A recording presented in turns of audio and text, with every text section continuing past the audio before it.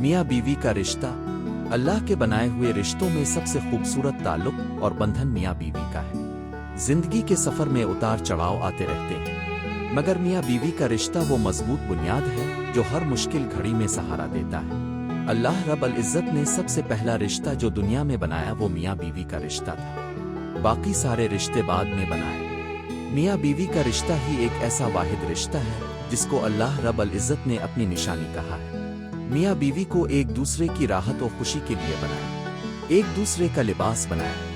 انسان لباس میں جس طرح محفوظ ہوتا ہے، اسی طرح اچھے نیک اور دیندار جڑے ازدواجی رشتے میں محفوظ ہوتے ہیں۔ انہیں دین و دنیا کی ساری خوشیاں نصیب ہوتی ہیں۔